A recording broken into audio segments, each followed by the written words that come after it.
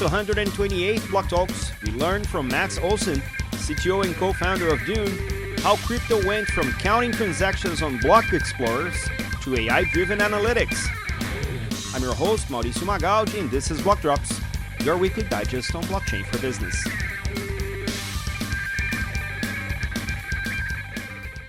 These news are not a form of endorsement, sponsorship, or encouragement for consumption, and are meant for educational purposes only. All right, everybody, I'm here with Mats Olsen, who's going to tell us who he is and what he does with blockchain. Mats, welcome to BlockTalks. Thanks for having me. So I'm Mats, co-founder and CTO of Dune, which you probably know as a crypto data platform. You've seen dashboards, links all over X, Twitter, etc. for years now. We've been running Dune for 7 years. So started my journey in crypto in 2018. I'm based in Switzerland with my family. My co-founder lives 100 meters down the street. So we run a pretty tight shop here in Zug, Switzerland. Let's take a step back in the beginning of the journey. What were you doing when you first ran into crypto? Were you already in tech? Were you already in data? Were you just walking down the street and then a flyer with Bitcoin needs you popped up in front of you? How did that happen? Yeah. So I was in tech. I was in a company called Schibsted, now known as Adevinta, which was publicly traded, then was taken private later. But essentially, I was a data scientist working on machine learning. And yeah, I got introduced to crypto through my boss, actually, who got hooked on investing in ICOs. So we kind of had a little bit of an unhealthy relationship there for a while, where we got really into ICOs and thought it was a lot of fun. But yeah, I just couldn't shake the feeling that I didn't understand how this stuff works. Why do I have money in my browser in a browser extension? Why can't I just send it places? Why does that work? One thing led to the other, and through coincidence, really, I met Frederick, my co-founder, who was working in the same company, and he was actually traveling around the company. So we had offices in something like 50 countries or something like that, and he would travel to all of them and talk about crypto, blockchain, Bitcoin, Ethereum. So we both got into it from different places. We met and we formed this kind of friendship over crypto. Started dabbling a little bit internally.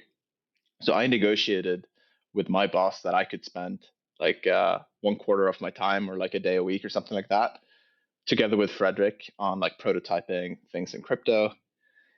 That took us to basically realizing that this giant company is never going to do anything in crypto. So we better take a step out if we want to do something. As you did the experimentation, what were the things that triggered the interest of building for crypto? Was there a set of problems? Was there a clear business opportunity? Because 7 years ago, if you're listening to this in 2026, the reality of crypto is very different than what it was 7 years ago. And obviously, the opportunities were not as obvious 7 years ago as they are now. So what were the things that enticed you to actually take the leap? At the time, I was so thoroughly sort of ready to start a company. I had always wanted to take the step out of sort of employment and run something myself. So I was sort of preconditioned to do something. And the thing I was most preoccupied with at the time was crypto. And it was really a very different time. 7 years ago, 8 years ago, we after back and forth, we started this data company, which as Dune today. But when we were sort of trying to validate the idea, we talked to crypto founders and how they were doing data at the time. And the majority of them were literally counting transactions on Etherscan to see if they had any usage. And the largest on-chain protocols, you could go to Etherscan and you could count, there were 7 transactions today. And that was A, the extent of usage that existed at the time, and B, the state of the tooling that existed. So we really took this leap thinking that, okay, we can't really foresee if this thing is going to matter or not in 10 years, crypto. But if it does, surely we need tooling on par with what you have in Web 2 and what I was used to working with as a data scientist in this sort of tech organization.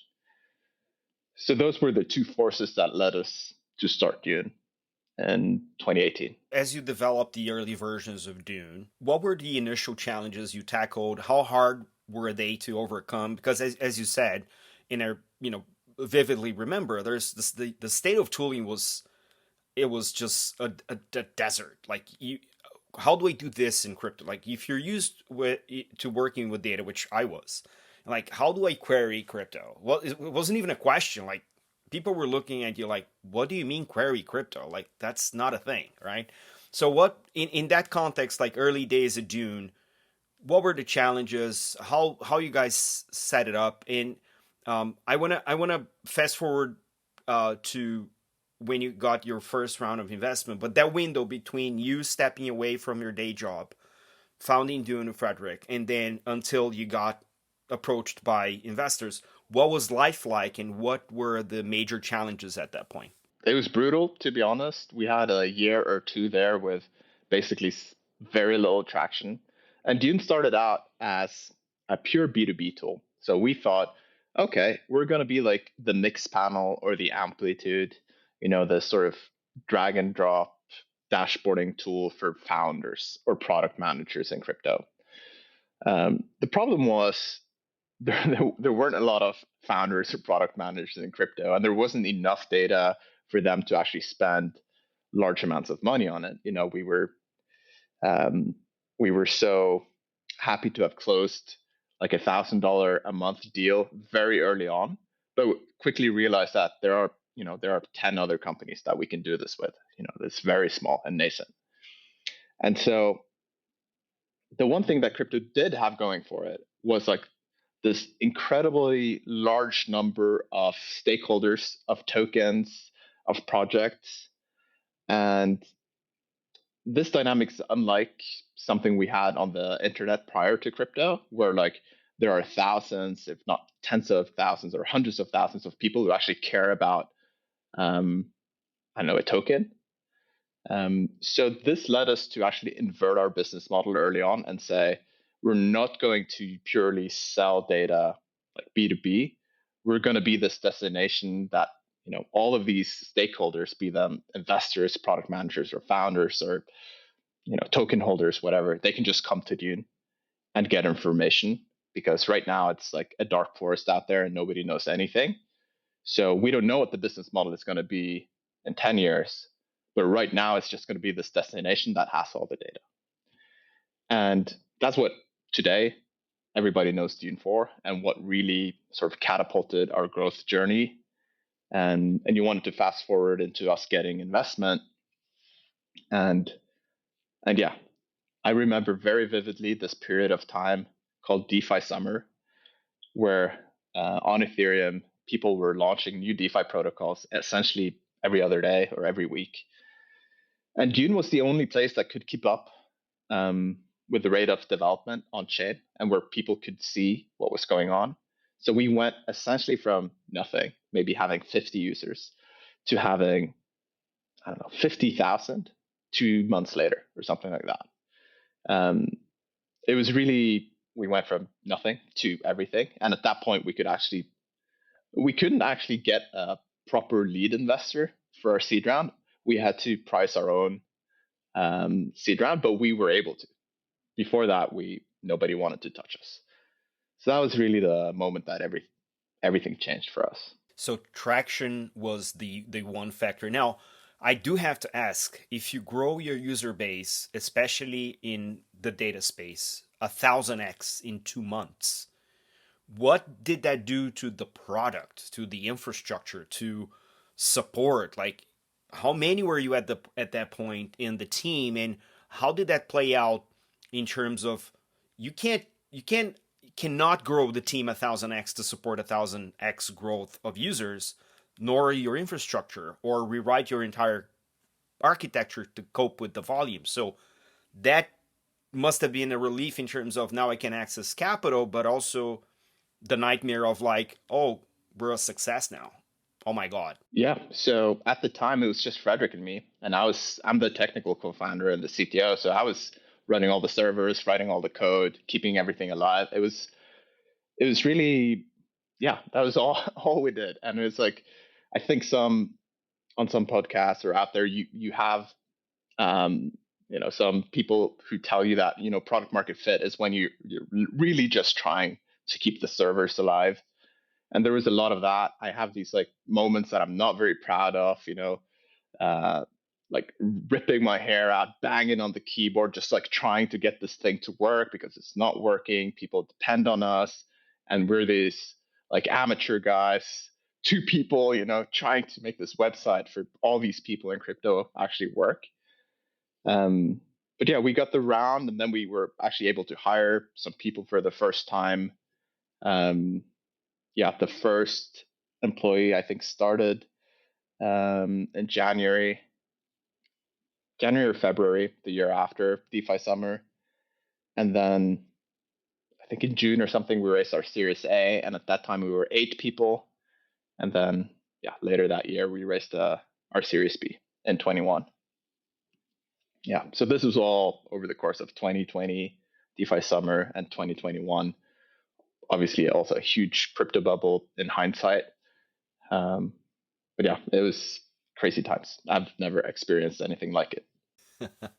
And with that growth, you built an active community of people building dashboards and posting their dashboards and arguing the better approach to chain A versus chain B, or what you can see on chain A and you can't see on, like, it was a very bubbly, thriving community around the dashboards, and you had a specific name for these people, which were, for the lack of a better word, the KOLs of the time, but we didn't call them that. So Yep.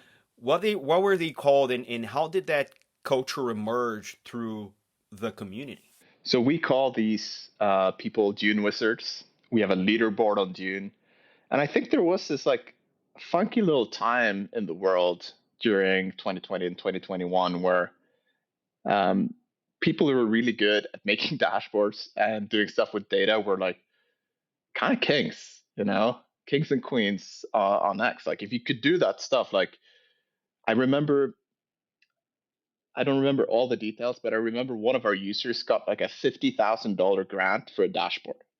And I was like, 50,000 bucks? Like I've been living on no salary now for like a better half of 2 years, like 1.5 years, no salary. And one of our users rocks up and tells us, I got 50K for a dashboard. And I'm like, I haven't seen, $500 since I started this company. So it's really crazy, this dynamic. And it was this little bubble where people in crypto, I don't know, they were living off DeFi gains, or there's just something special going on. This period in the world where everything was turned on its head. I don't think it's the same right now. It's very different. Crypto is more B2B, less of this like token B2C dynamic that we had back then. But in these like 2 years, everything was really different.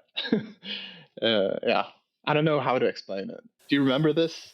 I do, and it was an interesting moment because I have a data background on governance and analytics, and I felt that the emergence of a data driven culture, and I joined crypto because of the data aspect of it. So that when I learned about Dune and I learned about the dashboards and I saw the emergence of the wizards, to me it was such like a callback to my TradFi past. I'm like, people are actually enjoying in building knowledge out of this, like, now huge amount of trustworthy data, and there is a culture built around analytics, and I haven't seen anything like it emerge in such a organic way, just because the tool was there. And I have to ask, how did you manage the back and forth between, because it's with an act, all a founder or a product person can ask is an active user base that are stressing out the limits of the product, asking for more features, and then battling out who gets to get the feature first and all that stuff. In B2B, this is hard enough because the bigger tickets have a lot of sway into how you manage your backlog. In B2C, maybe not as much, but a lot more variety. So how did you manage that kind of life cycle? So early on, and even today, a lot of this was done through Telegram. Like our biggest users, our most devout um, wizards would just DM us on Telegram everything they wanted. But really, after we found this, call it product market fit, after people were flooding um, the site, it wasn't really room for much prioritization beyond, let's fix the thing.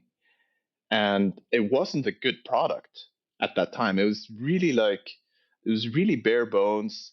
I had I had forked an open source like BI tool that's called Redash, which was later acquired by Databricks. I had forked it at a very particularly bad time where it was in the middle of a rewrite from Angular to React to front end frameworks. I didn't know very much about front end at the time. Like I was having a really bad time trying to keep this thing alive. The backend was written in Python, which was a particularly bad choice for the amount of concurrency that we had going on, as like thousands of people wanted to refresh the dashboards and everything. Um, but there's one thing I remember in particular. So this tool did not have any notion of keeping a query or a dashboard private. Everything was public. This was the other thing that was kind of an accident, but meant that it was kind of one of the catalysts to our success is that it was just all public. So anything you did, everybody else could see. We had one of our like a one of the biggest users early on. His name was Tio. He was a journalist at the Block, I believe. He later went on to lead venture at Uniswap, and I don't know what he does now. But I remember him DMing me. This is the second time somebody stole my story because they could see my queries. And if you don't build private queries and dashboards, I will stop using Dune. I will pay you for it, but if you don't build it, I will stop. And that was a wake up call where I actually sat down I think it took a week to build this first version of what today is Dune's Pro plan, $3.99 a month. And yeah, we closed our first sale. It was called Dune Pro, I think. And it allowed you, the only thing it did was keep your queries and dashboards private. And it allowed you to not be, so it gave you priority essentially to run your queries. And that thing took us quite far in terms of revenue. Um, just this very simple thing built in essentially 1 or 2 weeks for this one user who threatened to leave because we didn't have our shit in order. I think this is testimony to a couple of things. One, listening, of course. Two, building something that is so valuable that people threat to pay you. Like that's very unique in business that people will say, if you don't build this that I will pay you for, I'll leave your product. Like that's fantastic. And I think that also speaks to the power of data in the current day and age, right? Um, but let's just continue in that journey because between when you guys launched and you first raise and everything and the 1000x growth and all that, as the word evolves more and more to online on chain, there was obviously the breakthrough on AI in the last couple of years, and that there's an obvious overlap between data and analytics and artificial intelligence. Walk me through what the impact has been to you as a builder, to Dune as a business, but also all the opportunities that you have identified and already captured. And obviously, if you haven't yet, what's preventing you from doing so? I think the fact that you're so dedicated to your user base is just the mark of a great way of running business, but also they are affected by everything that happens around them. And a crypto person is very early to adopt tech that compounds over whatever they already do, which is pretty much the case for AI. So walk me through that thinking, circumstantial and whatnot.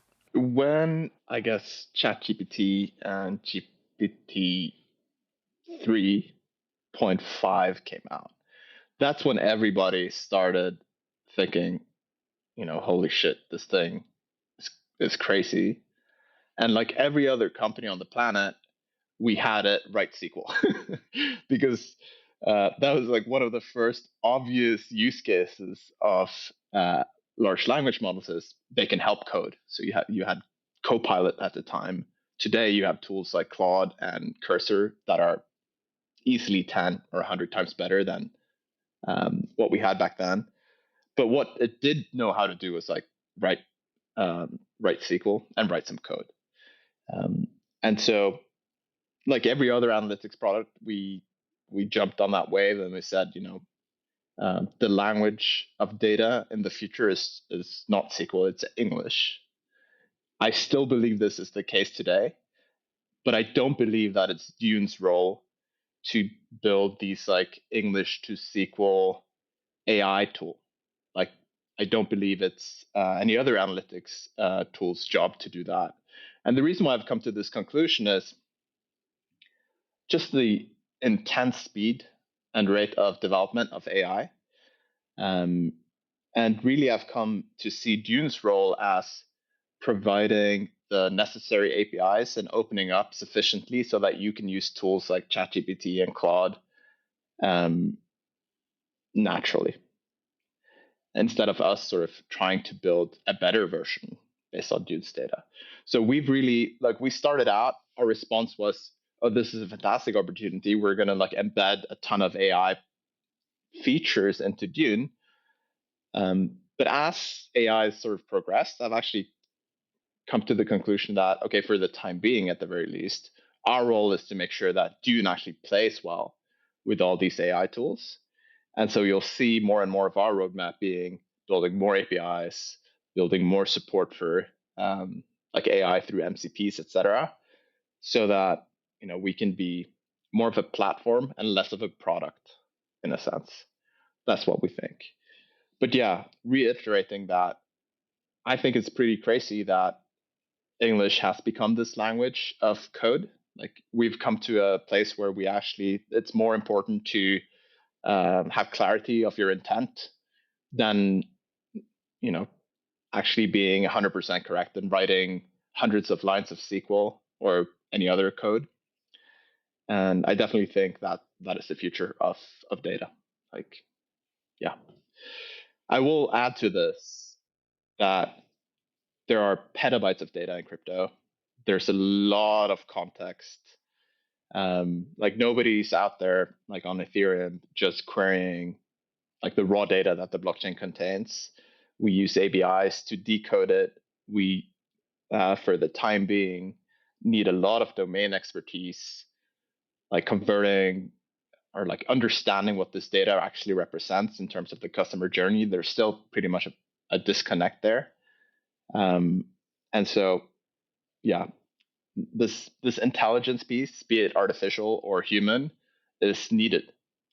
You need to understand the protocols that you're investigating, the chains that you're analyzing, because if you don't, chances are you're producing wrong insights essentially. Interesting. And in your product development lifecycle and the software development lifecycle, how much of that have you already augmented with AI? Are you heavily on, vibe coding already? What's the state of Dune as a platform builder in terms of AI adoption? Have you gone all in and say, oh, Dune is now an AI first company, or only going to vibe code from now on? Probably not the case, but what's the gradient there? Essentially, Dune is a big enough company now that we have the standard things you would expect, like performance reviews. And one of the things we did last year was essentially, like some other companies say, that okay, you are going to be evaluated based on your adoption of AI. It's not enough to passively sit on the sidelines and have AI happen. You actually have to invest and adopt yourself, and the burden of proof is on you to actually embrace this technology shift. So we did that, and so every employee at Dune has come a pretty far way in terms of adopting AI. Every single engineer uses AI on a daily basis, either through Cursor or Claude. Those are the two tools that we rely on for the most part. Everyone in the company has a ChatGPT subscription, and you're essentially free to expense pretty much anything related to AI as long as you really invest into building workflows. So I think the way I think about this is we've done a really good job, both as a leadership, as a company, but also on the individual level to adopt AI individually. What comes next is really, I think, the hard part, which is automating processes, building workflows, augmenting um, augmenting things that are already automated, and really put like creating systems around AI. Like one thing is like sending a query to ChatGPT instead of Google one day. That's fine, easy. One thing is having autopilot or copilot next to you when you're coding to complete a line. That's good. Next step is using an agent to write the PR, etc. But at some point, you know, a team or part of the company needs to automate and needs to like create new workflows that didn't exist. I don't think we're super far there, and I think most companies aren't. Like I think it's actually really hard to cross this chasm from like we're all individuals just using better tools to really being like AI native. And that I think is a focus of mine this year. What keeps you going, man? I mean, you built the company the last 7 years. It's been a great journey. You have PMF, you have growth. AI gives even more opportunity for you to continue that. But what are the things that just keep you motivated, engaged, and enthusiastic about what you're building and what the users are doing with the product?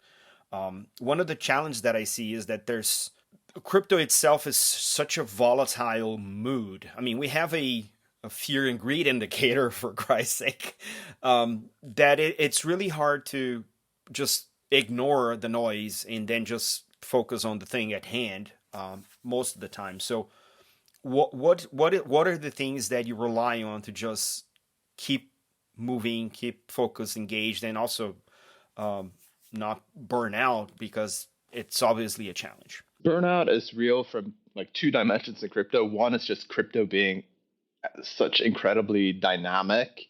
And I think if you get too tied into like prices and price movements, it's very easy to fall off the wagon, so to speak. For for a founder too, it's really hard to navigate burnout because you work a lot and you've really invested in your product and your company, and inevitably you have good times and you have bad times, right?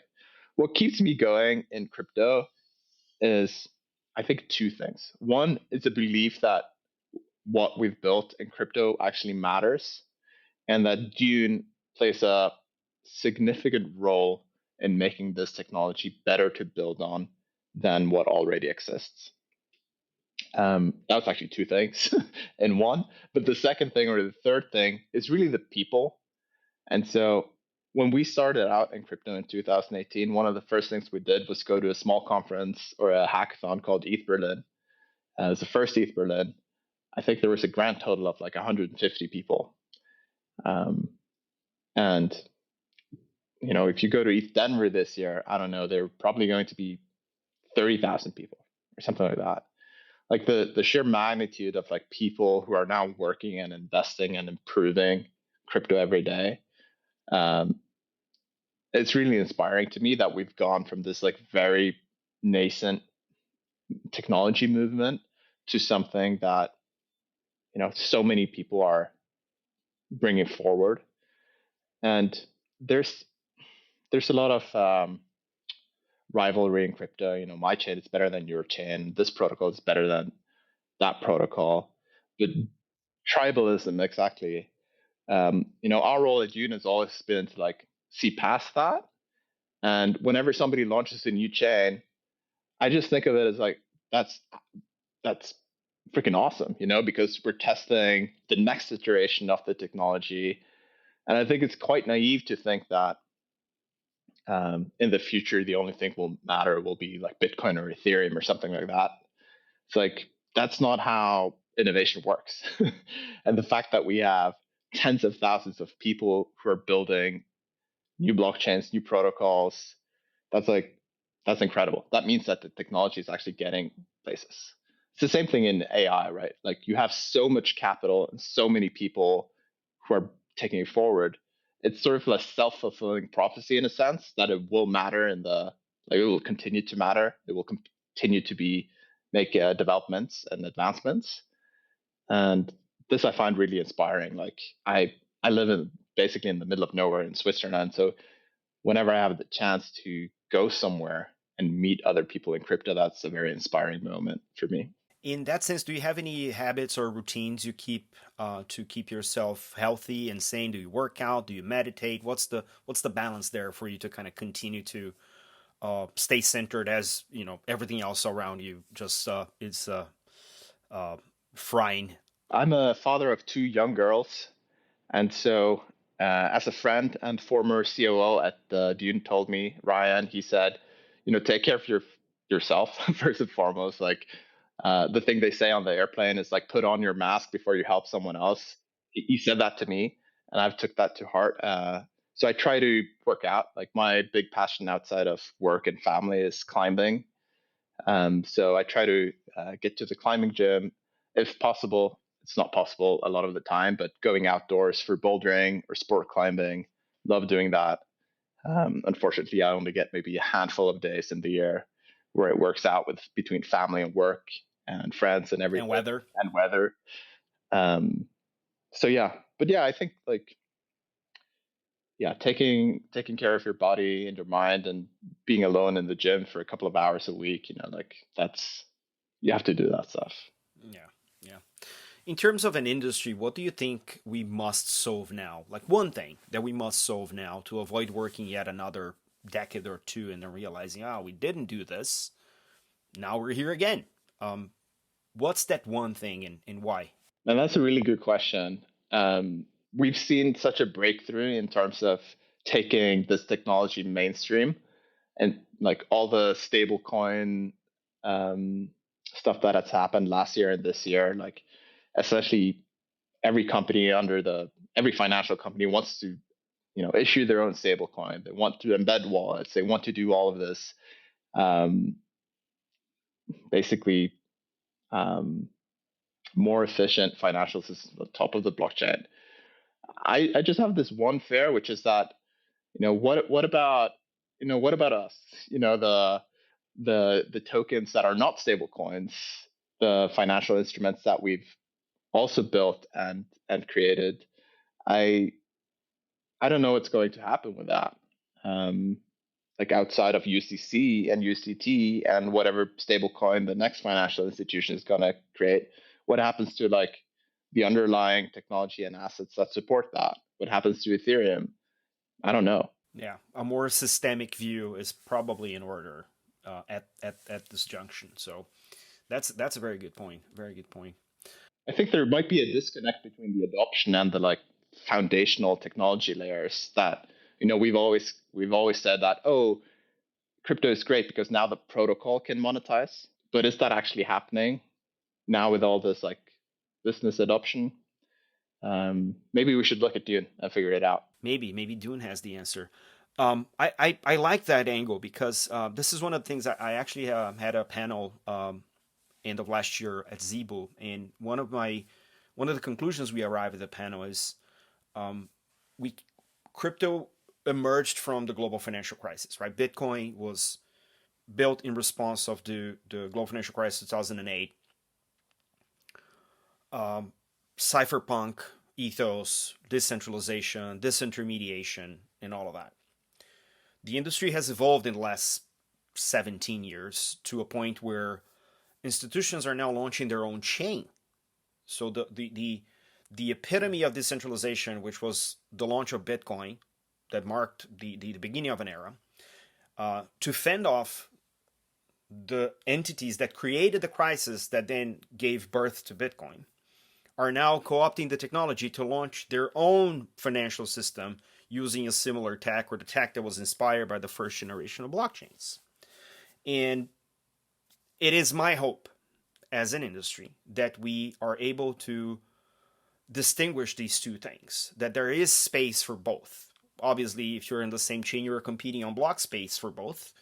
But as you said, it will be a multi-chain world. So how do we equalize the eagerness of adoption for the traditional financial system, for better tech, better rails, and for finally treating money as a technology, which is what stablecoins are, versus the decentralization ethos? Because if the banks intermediators are themselves launching their own chains to do their own thing, what about us? I think that question you pose is very important, and I think it will give us a lot to think about in the coming months and years as to what does the actual decentralized finance looks like. Because it's fine to say TradFi meets DeFi, we only have Fi, or now it's NeoFi or whatever they're calling.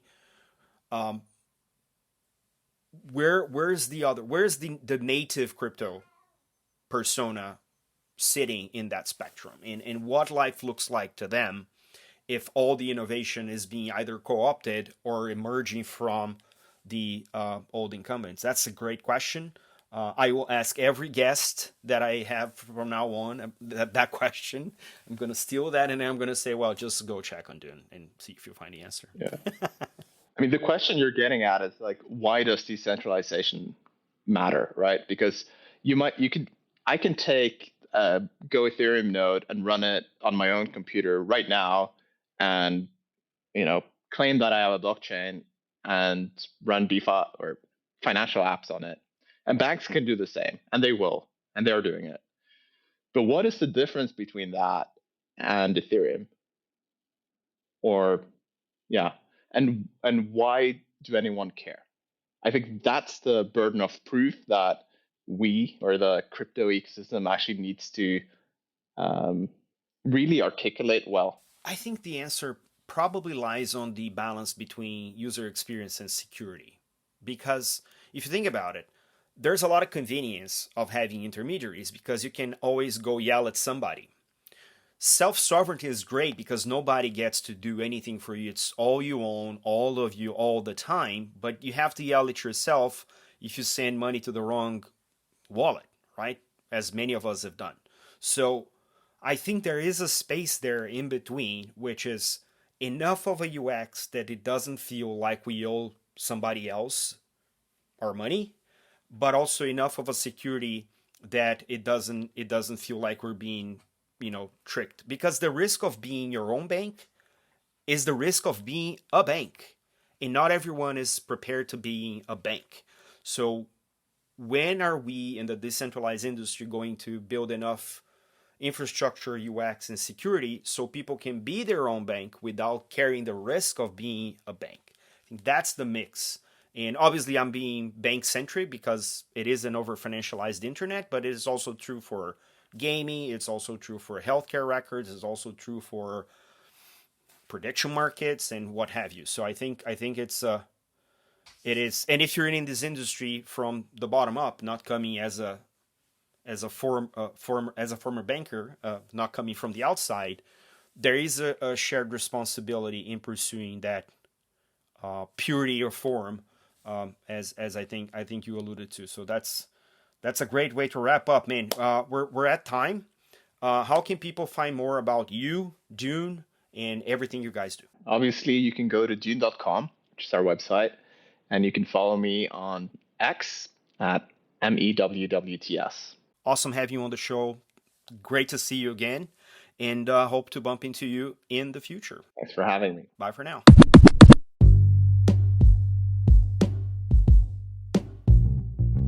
Catch us online. We're on Instagram at BlockDropsPodcast, on Twitter at BlockDropsPod or 0x Mauricio.